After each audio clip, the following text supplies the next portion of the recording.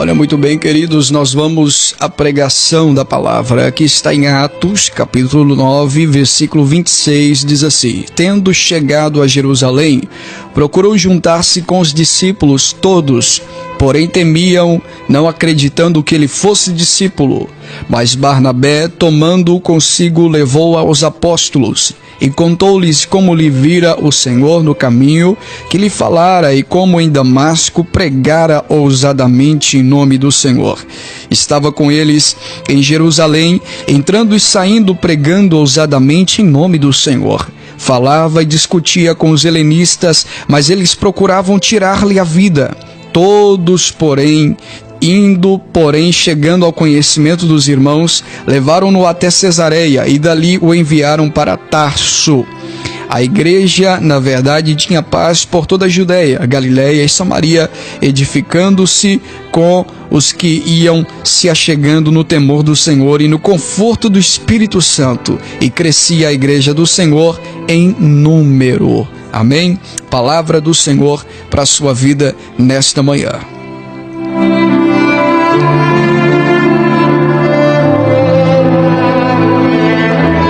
No meio de uma escassez que vivemos, como distinguir uma igreja cristocêntrica e uma igreja que não é cristocêntrica, uma igreja que não é bíblica? Nós precisamos aprender a distinguir uma igreja através dos padrões da igreja primitiva, da igreja original, da primeira igreja que foi fundada. Alguns dizem que a primeira igreja foi a igreja católica, e não foi. A primeira igreja foi a igreja cristã, a igreja de Atos, a igreja primitiva. Os padrões que Lucas, que escreveu Atos, estabelece para nós, através deles nós temos uma ideia de como é uma igreja bíblica. Lucas, desde o contexto aqui do capítulo 9, ele fala numa porção maior sobre a conversão de Saulo e seus primeiros passos como apóstolo do Senhor Jesus. E no meio desta narrativa sobre a conversão de Saulo, Lucas nos mostra o estado da igreja nesse tempo, o estado da igreja nesse período, como a igreja caminhava pungente, triunfantemente, detectando as suas características aqui nesse texto. Então vamos a algumas características de uma igreja bíblica, observando a luz da igreja de Atos, a luz da igreja primitiva. A primeira característica de uma igreja bíblica é que ela é uma igreja prudente, uma igreja que tem precaução, uma igreja que sabe se precaver, uma igreja que tem prudência. A segunda característica, nós vamos falar sobre as três. A segunda característica de uma igreja bíblica: primeiro, ela tem prudência, ela tem precaução. Segundo, ela tem proteção. E terceiro, ela tem progresso. Tudo isso está nesse texto do versículo 26 até o versículo 31, que é o texto que ora lemos. Então vamos à exposição desse pequeno texto para a gente entender o que é uma igreja bíblica. Primeiro, uma igreja bíblica, o nome já diz, uma igreja bíblica, ela tem a Bíblia como principal fundamento, ela tem a Bíblia como principal regra de fé e de prática. Então, fazendo isso, ela se torna uma igreja que tem precaução, uma igreja prudente. Jesus diz assim: sejais mansos como a pomba, mas prudentes como uma serpente. O versículo 16, por exemplo, desse mesmo capítulo, que é o capítulo 9, mostra pra gente por que aquela igreja era uma igreja prudente. Pois eu lhes mostrarei quando lhe importa sofrer pelo meu nome. Então Ananias foi entrando na casa, impôs sobre ele as mãos, dizendo: Saulo, Saulo, o irmão me enviou a saber, o próprio Cristo que te apareceu no caminho, por onde vinhas. Esse texto aqui mostra para nós, nesse versículo 16, a conversão de Paulo, quando Ananias impôs as mãos sobre ele, e a Bíblia diz que ele foi curado. E e o quanto ele devia padecer e sofrer por amor a Cristo, por amor ao Evangelho. O sofrimento começou logo cedo na vida de Paulo. O sofrimento começou logo cedo na vida do apóstolo Paulo. Quando ele se converte, Ananias impõe as mãos sobre ele e diz: importa a você sofrer por amor a Cristo, sofrer por amor ao Evangelho. Ou seja, no momento da conversão também começa o sofrimento. Porque Evangelho, gente, é sofrimento. Evangelho é sofrer. Evangelho não é essa coisinha barata que você ouve na TV ou que você ouve em alguns programas de rádio por aí, tá? Evangelho não é vida fácil. Evangelho não é vida boa. Evangelho não é boas casas, bons carros e salário gordo. Isso não é Evangelho. Evangelho é sofrimento. Evangelho é padecer por amor a Cristo. Olha o que diz a Bíblia, para você ver que não sou eu, é a palavra. Pois eu lhes mostrarei quanto lhe importa sofrer pelo meu nome. Atos capítulo 9, versículo 26. Ou seja, Ananias estava dizendo pelo Espírito Santo a Paulo: você vai ver como importa sofrer por amor ao Evangelho, por amor ao meu nome. Então Evangelho é luta, Evangelho é combate, Evangelho é perseguição. O Evangelho é sofrimento. No versículo 23, Paulo, logo quando ele se converteu, ele começa a pregar em Damasco. E ele prega na cidade de Damasco. Quando ele ia no caminho de Damasco, ele caiu, nós conhecemos a história, houve a sua conversão, e ele continuou o caminho. E ele pregou na cidade de Damasco, no versículo 23, que diz assim: decorridos muitos dias, a Bíblia não fala quantos dias, mas a Bíblia diz: decorrido muitos dias, os judeus deliberaram entre si tirar-lhe a vida. Porém, o plano deles chegou ao conhecimento de Saulo. Dia e noite guardavam também as portas para o matarem. O que esse texto está dizendo? Esse texto está dizendo para nós que quando Paulo pregou em Damasco, após muito tempo, aproximadamente 3 anos, conforme Gálatas capítulo 1, versículo 18, os judeus queriam matá-lo em Damasco. Por quê? Porque ele pregava a verdade das Escrituras. Porque quando alguém prega, o indivíduo prega a verdade, ele vai sofrer uma revelia, ele vai sofrer uma perseguição, ele vai sofrer uma tribulação, porque nem todo mundo quer ouvir a palavra verdadeira. A verdade, ela dói, mas ela precisa ser dita. E no versículo 24, lá em Damasco, Paulo, durante 3 anos de pregação, ele criou um pequeno grupo de discípulos, ele criou um discipulado, ele criou um grupo de estudos bíblicos, porque ele discipulou aquele grupo, ou seja, a igreja se reuniu ali em Damasco, porque Paulo ganhou eles para Cristo, pregou o Evangelho a eles e treinou eles na verdade do Evangelho. E a Bíblia diz que estes discípulos tomaram de noite e o colocaram em um cesto e fizeram descer por uma muralha, porque os judeus em Damasco tramavam tirar a vida de Paulo. Então esses discípulos que Paulo ensinou, que Paulo discipulou, salvou a sua própria vida, colocando Paulo dentro de um cesto e fazendo ele descer por uma muralha.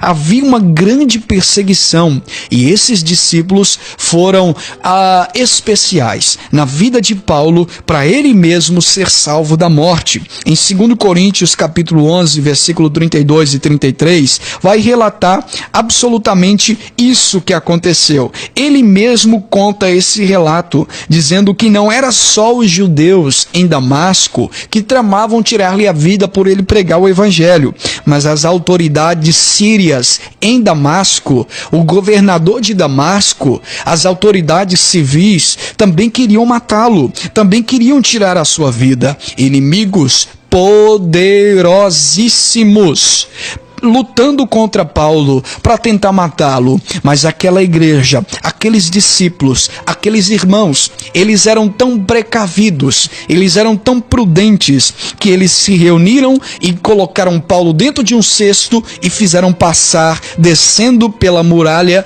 para ir até a Jerusalém. No versículo 26, ele aparece em Jerusalém, onde procurou juntar-se a outro grupo de discípulos para ensiná-los o evangelho. E a Bíblia diz que quando Paulo chega em Jerusalém, ele logo procurou um lugar para congregar.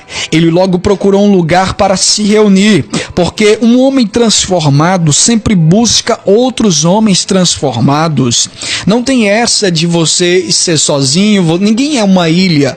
A Bíblia já mostra que nós precisamos estar unidos como um corpo, membros, um do corpo. Cristo é o cabeça da igreja e nós somos os membros do corpo de Cristo. Paulo se reuniu junto àqueles irmãos para adorar a Cristo e para pregar o evangelho. Após Jerusalém, Paulo vai à sua terra natal, a cidade de Tarso, já no capítulo 11 de Atos, e a Bíblia Sagrada diz que ele vai até Antioquia, e novamente em Antioquia, ele juntamente com Barnabé, no capítulo 11, versículo 25 e 26, vai se reunir com outros discípulos para adorar ao Senhor. Ele se importava com a reunião dos santos, ele se importava em estar em uma igreja bíblica, ele se importava em estar em uma igreja que prega a verdade do evangelho. Barnabé vai até a Tarso pegar Paulo e levar Paulo para Antioquia para se reunir lá. E a Bíblia diz que Paulo com Barnabé fica com os irmãos da igreja de Antioquia durante um ano, e em Antioquia eles participavam da ceia do Senhor, entoavam cânticos a Deus, louvores a Cristo, e também enfrentou um grande obstáculo também na cidade de Antioquia, porque quando Paulo entrou em Antioquia, Paulo encontrou uma igreja prudente, uma igreja cuidadosa, uma igreja que se preocupa com os irmãos, uma igreja que se preocupa com o seu líder, o seu pastor, uma igreja que todos temiam que ele não fosse discípulo. Olha o que diz o texto diz no versículo de número 26, que é o texto que nós lemos, diz assim: tendo chegado a Jerusalém, procurou se juntar com os discípulos. Todos, porém, temiam, não acreditando que ele fosse discípulo. Aqui está o ponto-chave desse primeiro ponto aqui. Aqui está o primeiro ponto, uma igreja prudente. A igreja de Jerusalém, quando recebeu a visita de Paulo para congregar nela, para estar com ela, eles disseram: opa, não vamos aceitar ele de primeira, não vamos aceitar ele, porque nós não sabemos se ele é discípulo verdadeiro ou se é falso. Por quê, meus irmãos? Porque uma igreja prudente, ela é cautelosa. Uma igreja prudente, ela é precavida. Os discípulos queriam saber se ele tinha se convertido mesmo. Eles falaram: opa, não é esse aquele Paulo, aquele Saulo de Tarso que perseguia os cristãos? Vamos saber se ele é verdadeiramente discípulo. Vamos deixar ele um pouquinho aí e vamos examiná-lo. Não vamos aceitar ele diretamente como membro, como discípulo, porque nós precisamos saber se ele é um discípulo de verdade. Os discípulos queriam saber se ele tinha convertido mesmo, pois Saulo era um perseguidor da igreja, ou seja, eles não abriram a porta facilmente. Aqui está um segredo extraordinário para a igreja. A igreja bíblica, ela é prudente, ela é cautelosa, ela é prudente com os falsos mestres, ela sabe discernir entre quem é verdadeiro e quem é falso, e ela coloca à prova todos aqueles que são por ela enviados e chegam até ela. A igreja bíblica, o cristão verdadeiro, ele ouve um sermão na rádio, na igreja, ele ouve um sermão na rua, ele ouve um sermão na televisão, uma pregação de um pastor, e ele vai na Bíblia para ver se o que está sendo pregado é verdade, porque é cauteloso. Os irmãos de Jerusalém, ao receber Paulo, disseram: não, esse homem não pode ter convertido, ele era um perseguidor, ele era um matador de cristãos, ele era um exterminador de cristãos. John MacArthur, ele diz assim: uma igreja boa mesmo, ela é difícil de entrar.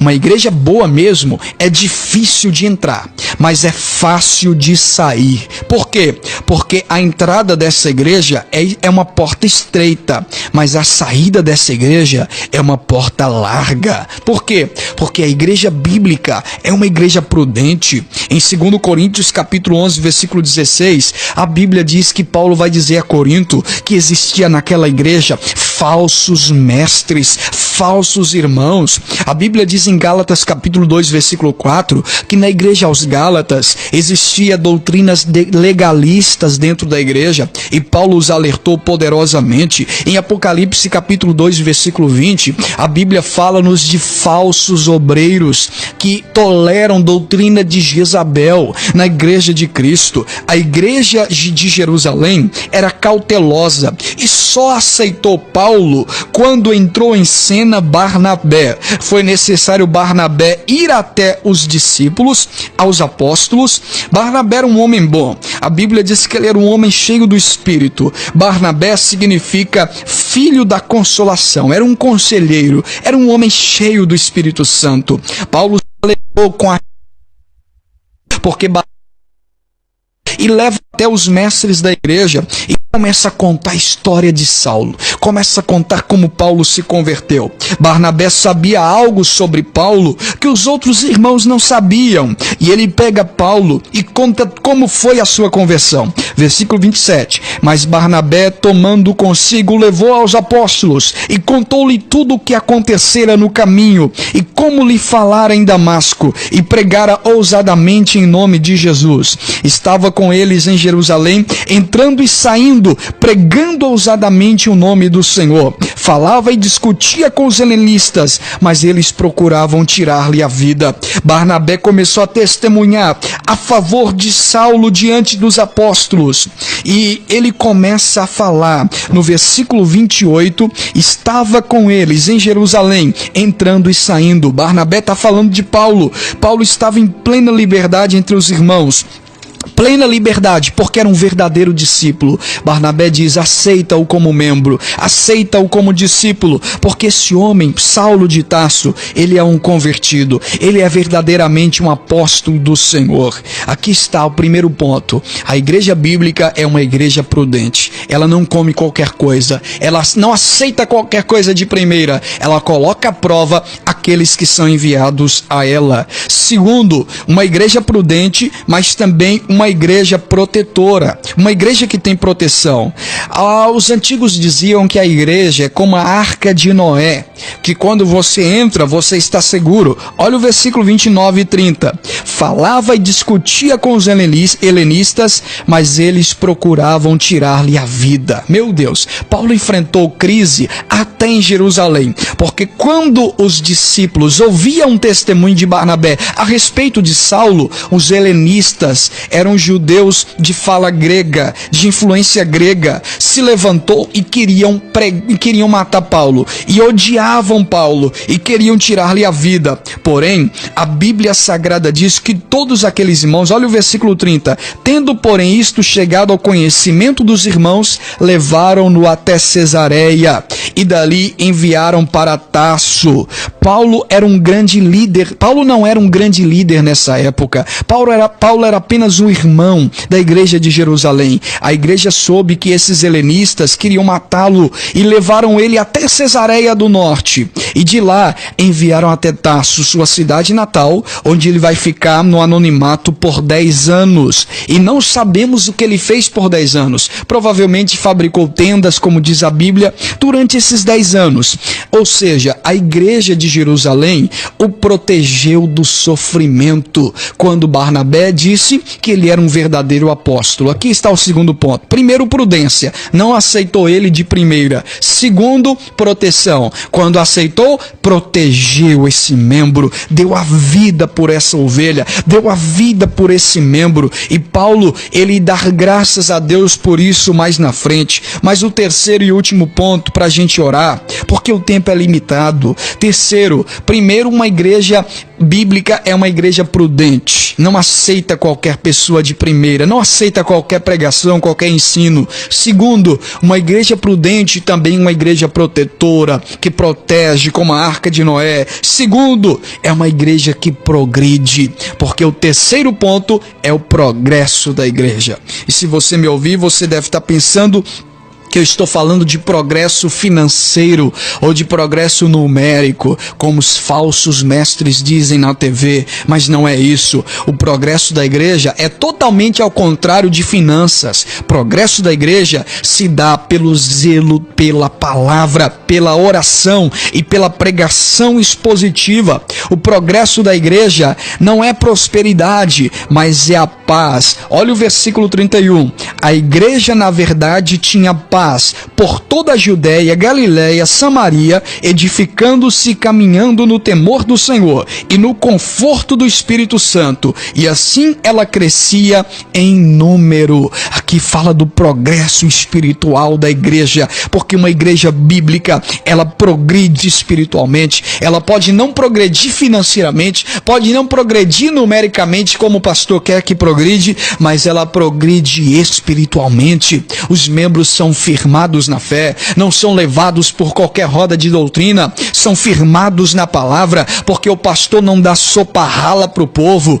o pastor dá comida sólida, teologia, Bíblia. O pastor não fica enchendo linguiça com revelação, o pastor não fica falando asneiras, não fica pregando heresia, não se intitula apóstolo, bispo, mas se intitula servo, o menor de todos, o servo que veio para servir. A igreja progredia, e ela progredia não em finanças. A Bíblia diz que ela progredia na Galiléia, em Samaria, na Judéia, edificando e caminhando no temor do Senhor e no conforto do Espírito Santo. Progredia no temor do Senhor e no conforto do Espírito Santo. Ou seja, a igreja crescia em temor, reverência ao Senhor, homens piedosos, tementes. Nós não precisamos mais de pregadores tendenciosos que mudam de estado conforme a multidão, que faz para entreter, que faz igreja para as pessoas. Nós precisamos de homem de postura, homem robusto, homem de caráter, homem de temor,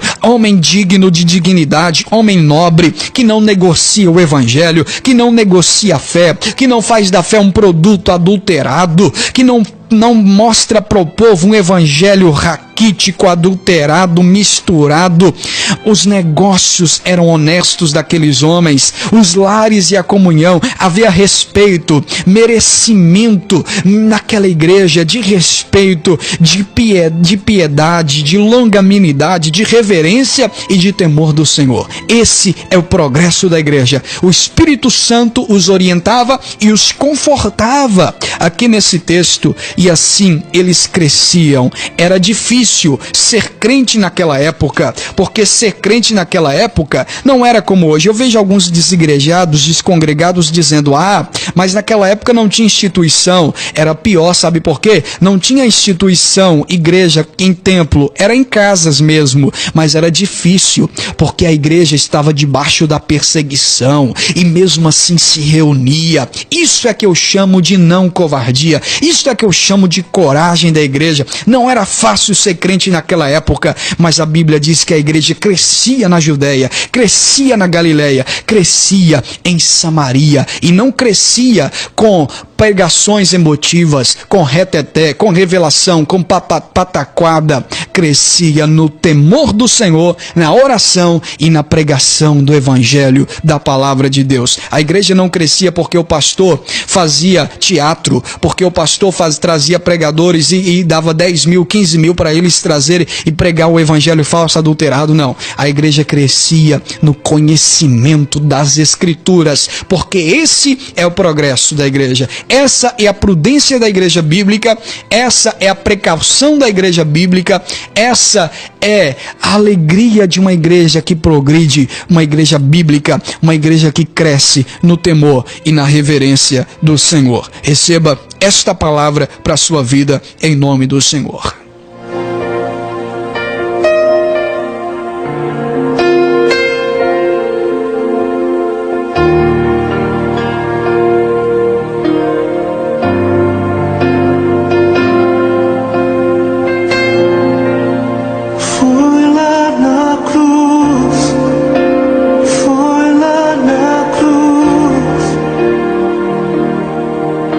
Provaste o teu amor por